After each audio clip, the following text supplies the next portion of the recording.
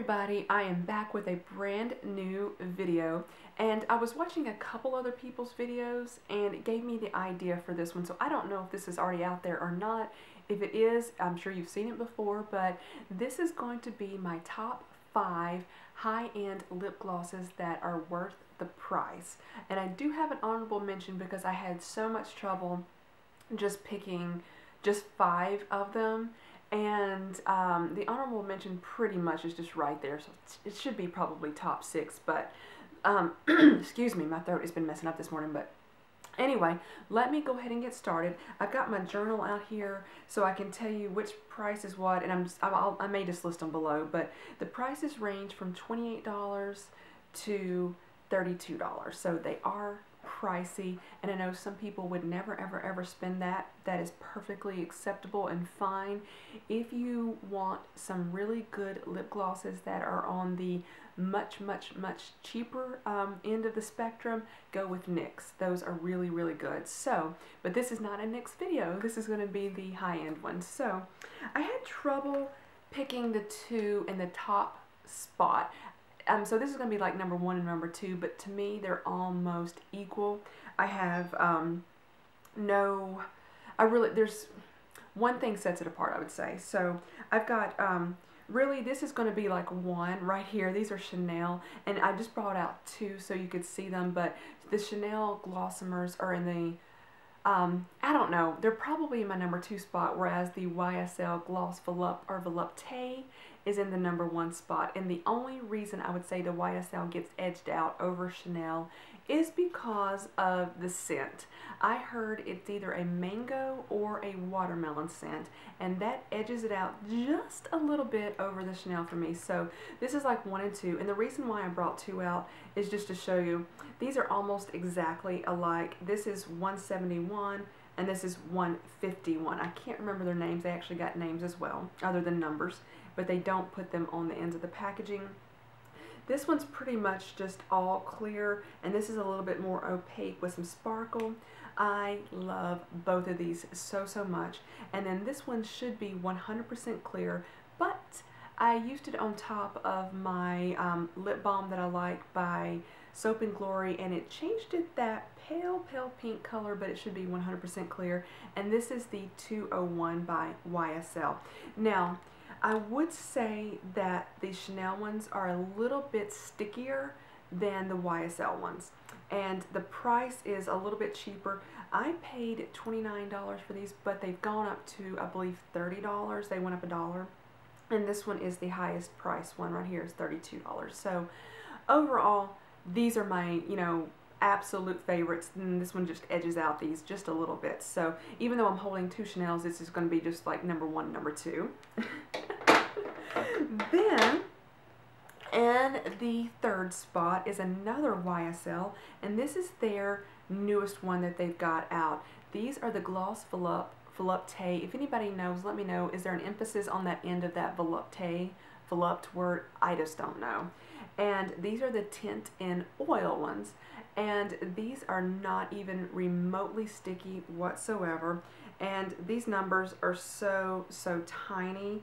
This is number 3 and this is number 4, and I can't for the life of me remember their names either, but that is what it looks like. It pretty much just goes on sheer with just the tiniest hint of color that just matches my lips. And then this one is the same way.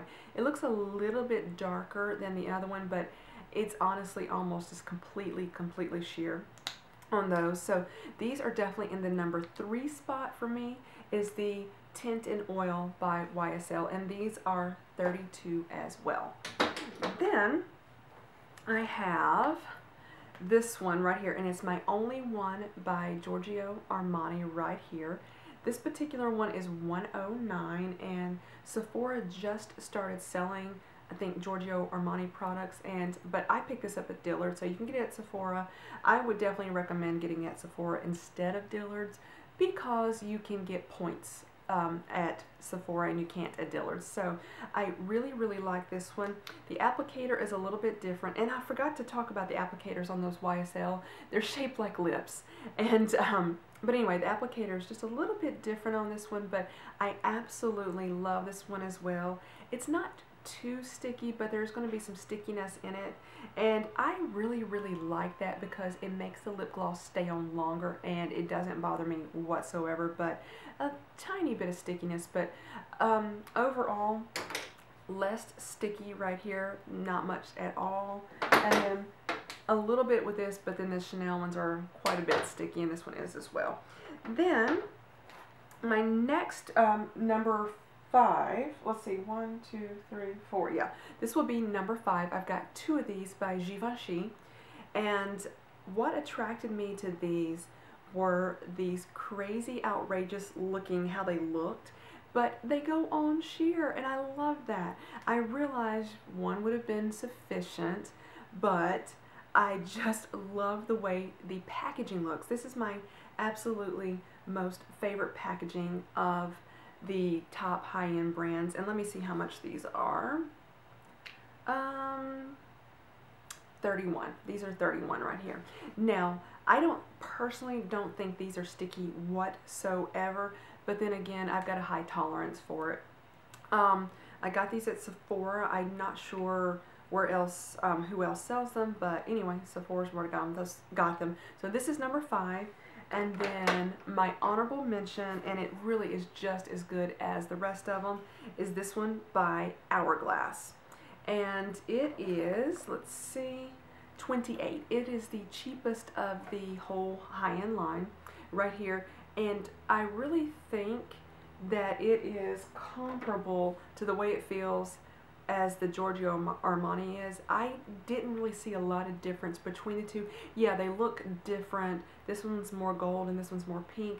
This one went on almost completely clear, just a teeniest hint of shimmer, but kind of the way they feel, almost the exact same. So if you were interested and you wanted to pay a little bit less, go for the Hourglass one. Okay, so let me open this one up so you can see what it looks like. And it looks like the applicator to me looks almost just like the Armani one right here. So, and this one doesn't really have too much of a scent. The ones that are most scented are the YSL. They are the strongest scent, so if you don't like a fruity scent, stay away from those. The Armani, not really scented, not really scented.